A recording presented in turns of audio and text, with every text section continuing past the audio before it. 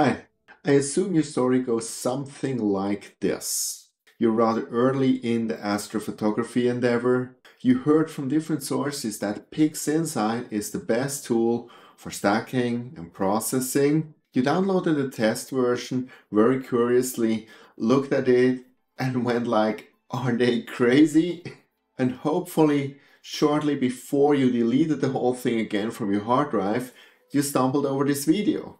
And so my mission is, during the next 3 parts of this video, to show you that it's not that difficult. Yes, the user interface of PixInsight is all but intuitive, and there's a million of things in there which are not really needed and which confuse you. But let's go together through this labyrinth from the stacking to your final perfect picture.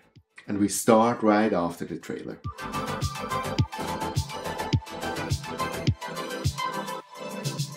Hey, this is View into Space. I am Sascha from Switzerland, so grüezi miteinander, and thanks for watching my channel. As stated, this is a trilogy.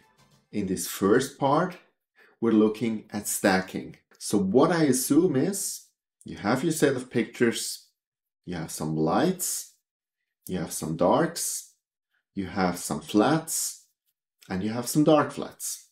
And I also assume that you have already downloaded the paid version or the test version of PixInsight. They're exactly the same, and with that you have actually everything that you need. I will show you at the beginning, when we go at the PC, that you have to download something in addition. Please do that and keep it. We will only need it in part 2 of this video. And the part 2 will be that we do a very basic workflow where everything is out of the box of PixInsight, and you will get to your final picture. In the part 3 of this tutorial, we just tune the whole thing up then a little bit more and use some external processes and some more advanced techniques, but still so easy that you can easily follow. And so what I can promise you is that after you have watched these 3 parts of this tutorial, you can actually process your pictures to a very nice standard. And you have then the capability to watch more advanced tutorials to your likings. Now I would like you to follow along with me and to do the things that I'll show you right on your PC. As I said, I assume that you have a picture set, but even if you have not, I will provide you exactly the files that I work here, in this example, the Pleiades, with all the calibration files, so that you can, with exactly the same set of files, follow me along. And given that YouTube videos are nice, but it's actually hard to keep all the stuff that I'm saying in your head, I also provide you with a nice documentation. Now, where can you find that? It is on my Patreon channel, and you find the link in the description below. And to be very honest here, I decided to put all the content that I distribute not behind a paywall. And given that Patreon just introduced a 7-day test phase, you can actually join my Patreon channel for free for the first 7 days, which is enough that you can download whatever you want from it. But obviously, if you feel that this trilogy brings value to you, and that the additional material that I provide on my Patreon channel brings value to you, then I would obviously appreciate if you would join us for a while. It only costs you the price of a coffee each month. And with that, let's get to the computer and let's get going.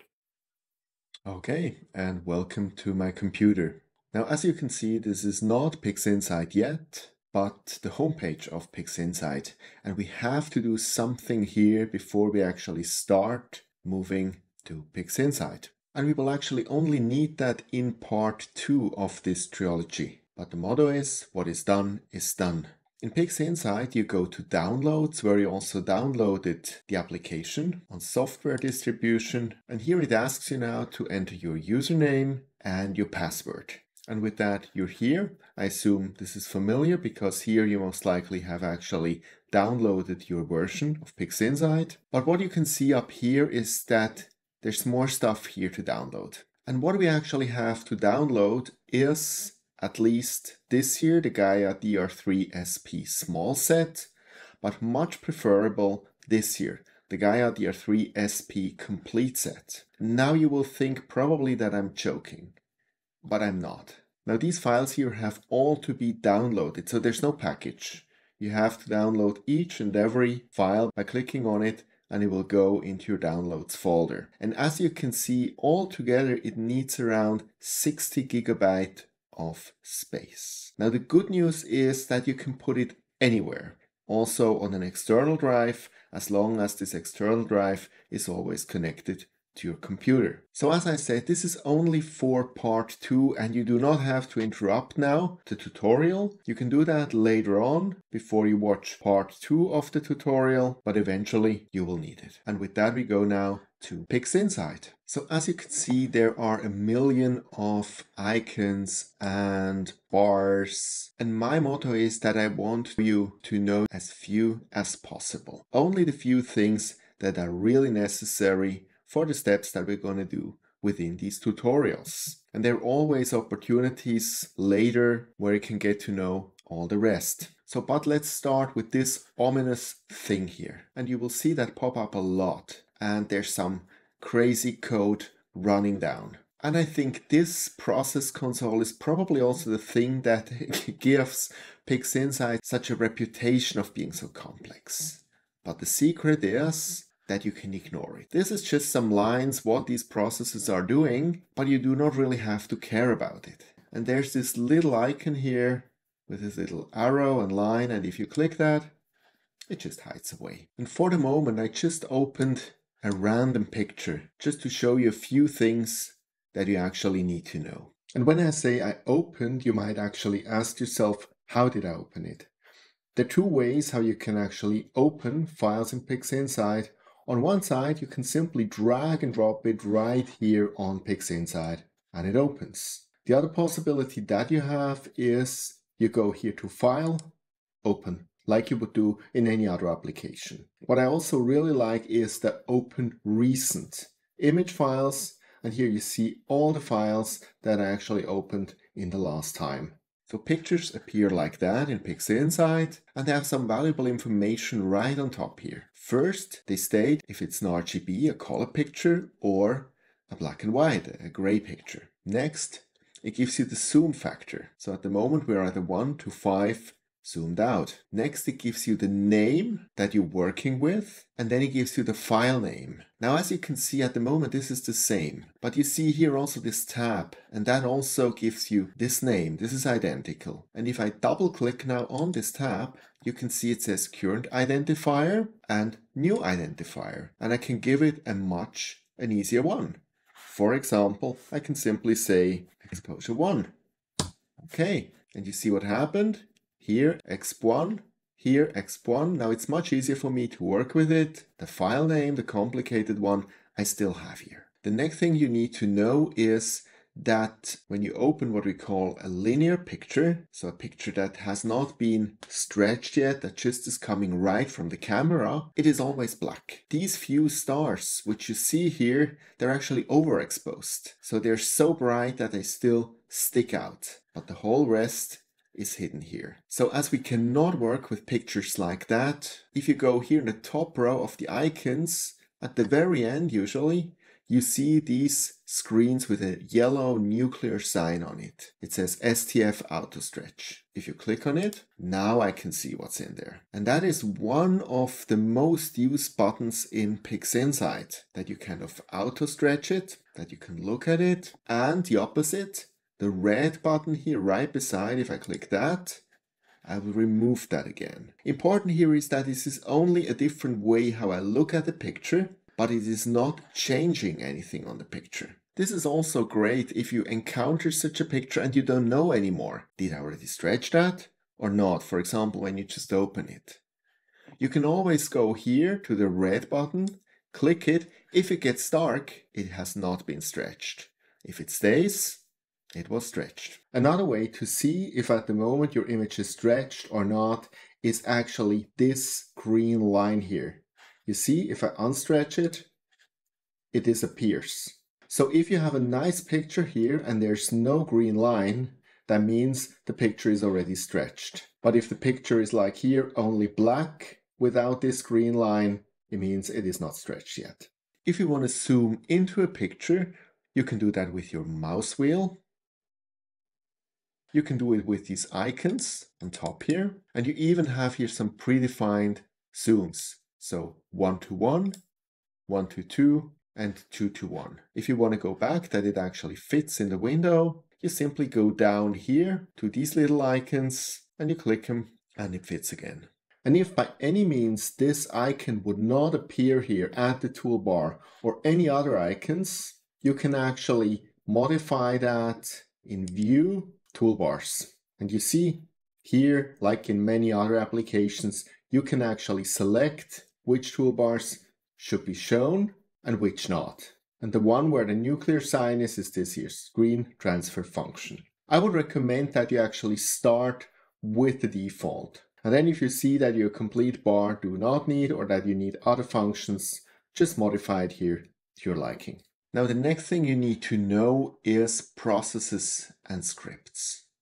Because most of the things in PixInsight happen with processes, and these are a lot of processes, or they happen with scripts. So you do not have, like in Photoshop or in a lot of other applications here, a zillion of little icons with functions like crop or brightness or contrast. But for all of this stuff, you use processes. Another reason why PixInsight has a reputation to be a little bit complicated, but we will get around that. And if we open now one of these processes,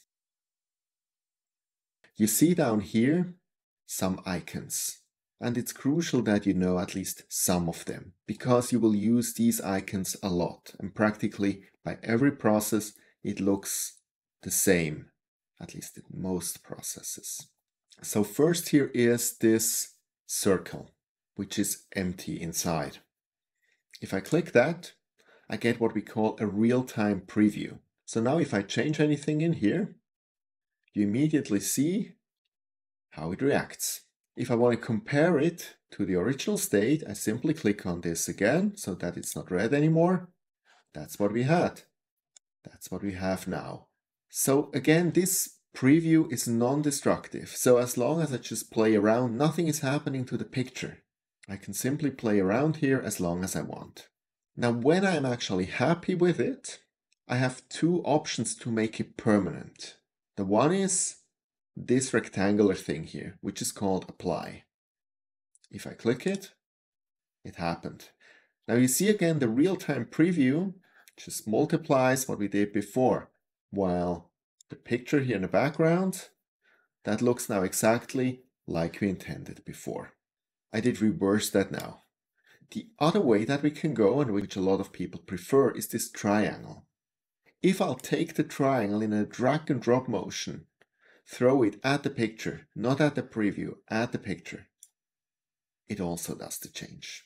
And you might say, why is this better? The reason is that if you have 5 or 10 pictures on your screen, by doing that, you automatically ensure that it really goes to the picture that you want. And you can also do it right on multiple pictures. You just throw the triangle on 3 pictures and it does exactly the same with all the 3 pictures. With the square here, you have to be sure that the picture of your desire is really blue here, is really active. Otherwise, it might go somewhere else. Now, as you can see, the preview is now again already blacker than our real picture, because the change that we did before, it already adds it again. Now, if we actually want to start by 0, we can go back here to this, to the very right, this 4 arrows, which is called Reset. And if I click that, now you see, now the preview is again the same color as the real picture. And now I can again, from scratch, start to change it however I want. So we will come way later to this process again, but I just wanted to show you these basic icons. By the way, such a preview always stays, but when you close the process, you can also close the preview. It's just a preview. This is your real picture, and only what you see here is what actually stays. And actually with that, This is already all you need to know from a user interface point of view for the moment. And with that, let's start the magic of stacking your pictures. So the first thing we want to do is simply have a look at them. For that, we go now up to Process. We click on All Processes and go down to Blink. And that's what we need. In Blink, we click on the little yellow folder. We click on Lights and we select all our lights and we say Open. That takes now a moment that it loads all these lights, and here they are. They are all stretched now, and they're stretched with the reference of the first. So what that means is they're stretched for the first one to be at the right level. If the other exposures are now darker or brighter, they will appear here darker or brighter, so that we see actually how this moves. So now we can press here the play button and just have a first look at it. And you see how it actually gets brighter and then darker again. And that's okay. All what we're looking here for is something completely disastrous. You know, for example, if a huge airplane would have flown through the whole picture, or there would have been a huge guiding error and you would have streams of stars here. Something which we know for sure we do not want to have in our batch. But here, everything's fine. By the way, if that's too fast for you, you can actually select here a slower time, or you can actually manually scroll from one to the other. You can also scroll in, for example, to an area where you want to pay attention and then continue like this. And by the way, here we have such a small satellite going through the picture. That's absolutely okay. The stacking process will take care of that, so we have to do nothing. So now that we know that everything is okay here, we click here on the third icon, the page with the little red cross. That cleans it out again, and then we close the process. And now we're ready for stacking. And in PixInsight, there's a script who does the stacking, and you might have already heard of that. It's called Weighted Batch Preprocessing, or short WBPP. And where do we find that? We go to Script, then we go here to Batch Processing, and all the way at the end, here you find it, Weighted Batch Preprocessing. Click it. Now, as you can see, there is already stuff in there, and that's usual from the last stacking, but we want to start now fresh. So if you have already something in there, just go here to Reset, click the Reset button, say Reset all parameters, clean all file lists, okay, and now we have a clean version of the script to start with. So the very first thing that we need now are our files. Without our files, we can do nothing. Now there's two ways how you can deal with that. The one way is down here you see plus bias, plus dark, plus flats, plus lights. So I can go now lights, and then I go in the lights directory, I select them all, and I say open. Now they're in here. Then I go flats, I change now to flats. I select them and so on. I do the same with the darks, with the dark flats. You do not need biases anymore in nowadays if you photograph with a modern CMOS camera. All the data that bias have are already nowadays in the darks included. But we need the darks to calibrate the lights, and we need the dark flats to calibrate the flats. Now, as stated, there is a better way to do that. So I click Reset again, and let's start again from the beginning. So you see here this button Directory. You click that. Now what we assume is that you actually have done a directory for the dark, lights, dark flats, and flats. And that you have actually created these files with a software that actually labels it. So for example, Nina, or I would assume that ASIR does that too. So with that, I simply state now open, and we let PixInsight do the miracle. So as you can see, it has imported the flats. And when we go now here to calibration, we see that it actually has done everything. So here we have 26 frames for the lights, we have 20 frames for the flats, And we have 29 frames, 60 seconds. So that's corresponding to the light frames. And we have 20 frames of 1.7 second, and that's corresponding to the flats. And if you want to be sure that this is also linked the right way, we just click here on the flats, and you see that now these 20 frames, they're green, they're highlighted. So this tells us this is connected. The same if I click here on the light frames, you see here that the other is green, so we know that this is connected. So my recommendation here is this. Please try it first with this directory button, and you will immediately see if it works or not. If it's like with me now, so you have your flat, you have your dark and dark flats, and you see all these green marks. So status is green, the dark is available, the flat is available, and also with the flat here, the dark is available, then you know it worked out fine. But if you have warning signs, if you see that data is missing that actually should be in here, then it's not working out. And then just reset and add the things separately. So the darks and the dark flats, you can enter as darks, the flats as flats, and the lights as lights, and then you have done it too. But it's just a very nice feature of the WBPP that you can actually do everything with one push of a button. So you might ask, is this now already everything? And if it is everything, why did you even watch this tutorial? Well, it's not 100% everything, we're close. But there's a few things we should do to optimize it. First of all, and that's the easiest part, we have to give it an output directory. So what I usually do, in the same directory where I have all the rest of the files, I create a directory called output that I use now. Okay, right above here you see registration reference image. So you could actually tell the software to use one specific picture as a reference because it's the best, the greatest. But actually, WBPP can do this very well on its own.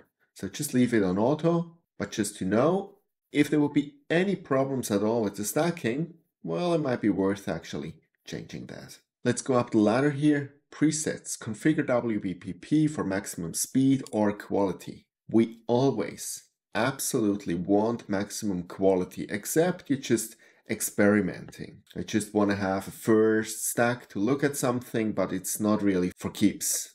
In any other case, maximum quality is what we want. Then let's hop over a little bit to the left. CFA settings. Let's assume you shoot in color. Then ensure that this is selected here, because only then you get color pictures. And if you select this also here, you see this color sign here, this color sign here. This ensures that you work here really with color picture. That's crucial. Mosaic pattern. So as you might know, when you shoot in color, there's a Bayer matrix actually on your sensor. So some of them only let blue light through, some only red, and some only green. And there's certain patterns. And this here is by far the most common. 1 red, 2 green, 1 blue. Because here on Earth, most of the things are kind of a shape of green. But there are other options, depending on your camera. So the general guidance here is leave it on auto, but if you get an error message, then you could go in and first I would try it with RGGB, and with a very high probability, that's what you need. And before I forget it, below this area of the CFA settings, there's this little button, Show Calibration Diagram. Let's click that now.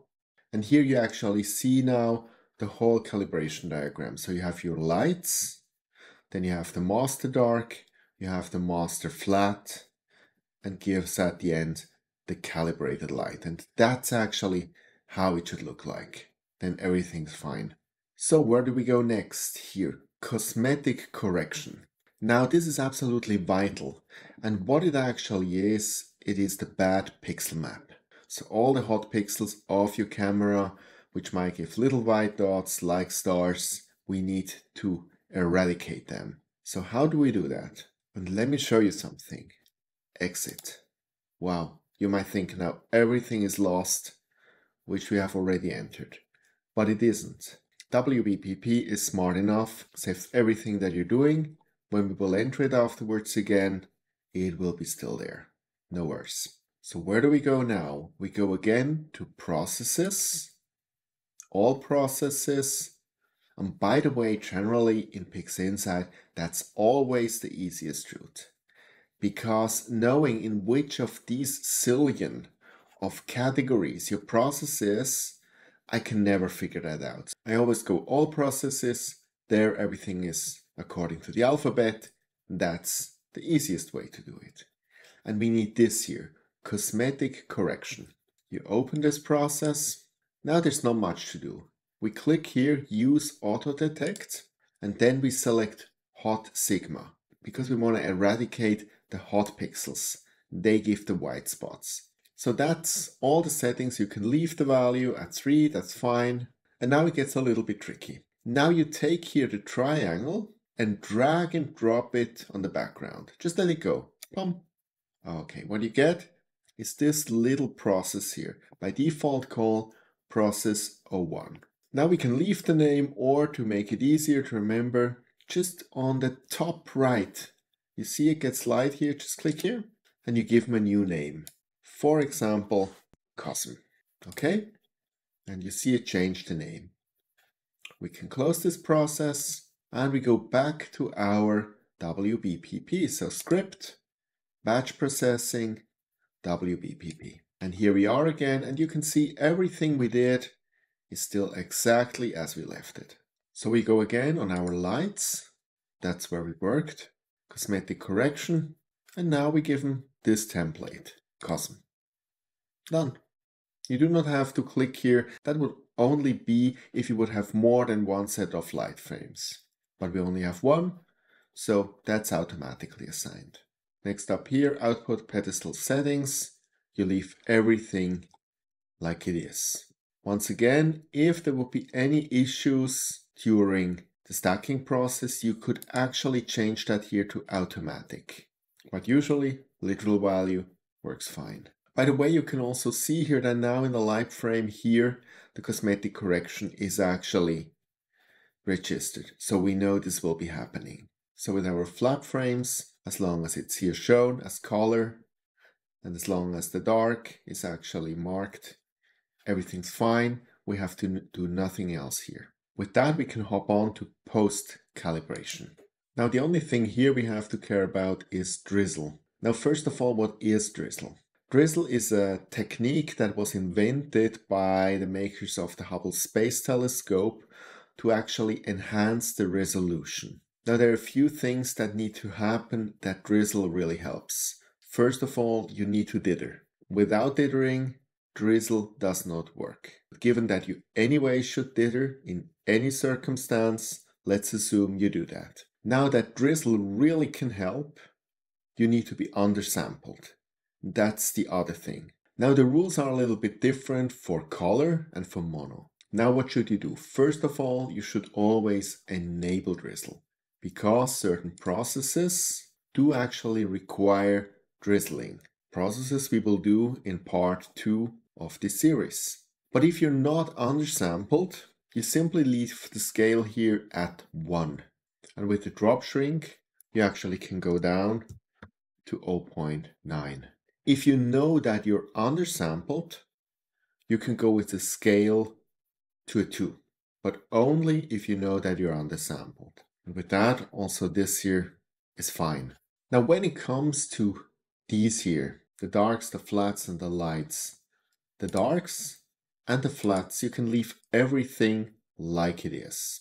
With the lights, let's go for a second through it. Line defects correction, usually don't have that anymore with modern cameras, so you leave it disabled.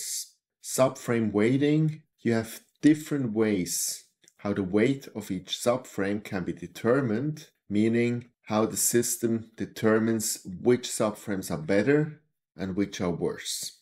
But in principle, the PSF signal weight is the recommended one, so you can also leave that. Also, image registration, astrometric solution, local normalization, and image integration, you can all leave at default here. A few things to note. First of all, with image integration, you see here the auto crop.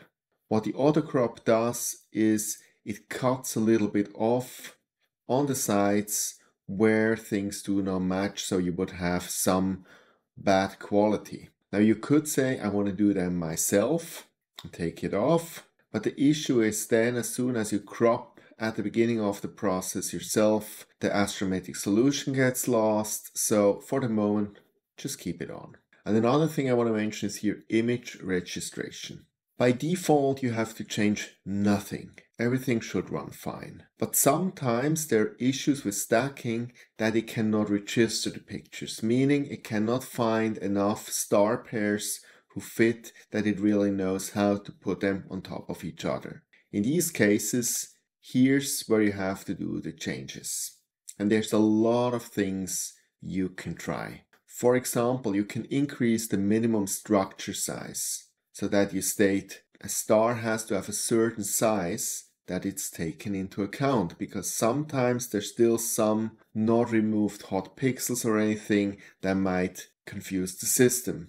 You can also add some noise removal. You can change the sensitivity. You can change the maximum distortion. So you have a lot of possibilities to influence that, and then it's trial and error until it finally works. But for the beginning, just leave it as it is. Last, and actually also least, there's this pipeline tab, which tells you now all this stuff that has to be done. But this is really just a nice to know. With that, we can actually click now here on Run. It's coming now a diagnostic message, and that's the ideal case, that there's no warning sign, no red, everything is fine. All it actually states, no bias frames have been provided. Yes, that's intentional. It tells us the disk space that is needed, 23.9 gigabytes of hard drive space, but there's more than enough around. And so let's continue. And now you get actually this monitor, which is really nice because now you see exactly where in the stacking process that it is and if there's any issue. And now it's simply a time of waiting until the whole thing is through. And that may take long. Depending on how many pictures you have, this might take hours. So usually, if you can let your computer run through the night and you have a lot of pictures, then just put this in before you go to sleep, and in the morning you have a nice surprise. Okay, so when the whole thing is finished, PixInsight does not publish the pictures right here. That's just sometimes confusing. You think they did not work, but that's just the way the script works. So you have to go now to File, Open, and you go to the directory which you defined, so Output. Now you have a lot of directories in there.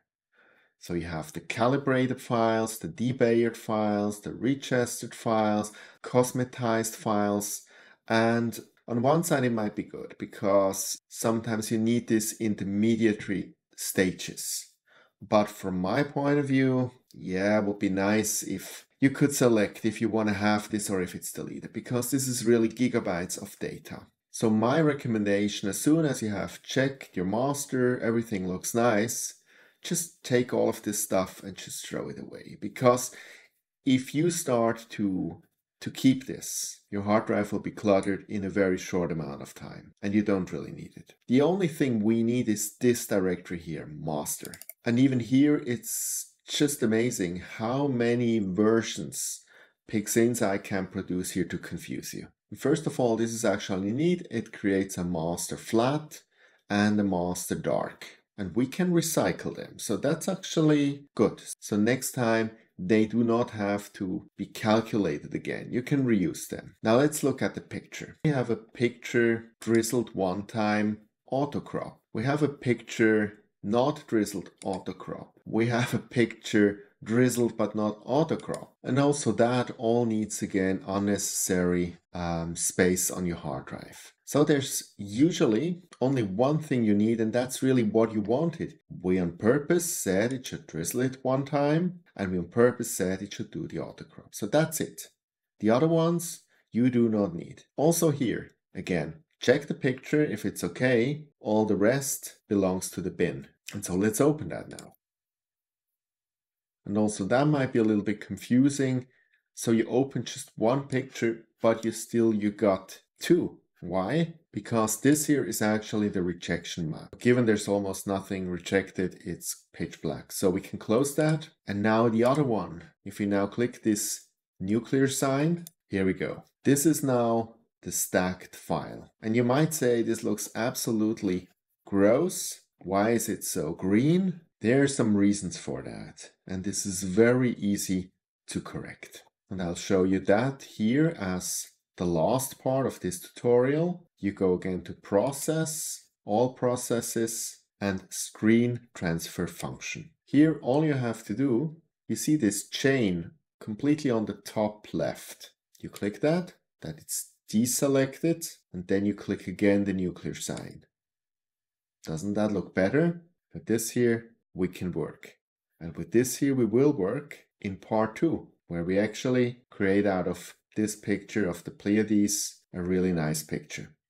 Okay, and that was it for part 1. You know now how to stack. And there isn't much more to learn about stacking. If you have decent pictures, in most cases this works like a charm. There's nothing more to optimize. This is it. But as with everything, sometimes, out of whatever reason, things go wrong. And I gave you now some hints where the cause of the problems could be. But at the end, for you, but also for me, it's usually trial and error in such cases until you figure out how you can make it work. Needs a little bit patience, but usually you find a solution and it will stack. I hope you hang on to your stacked picture and we meet us again in the next part where we process it. Until then, clear skies.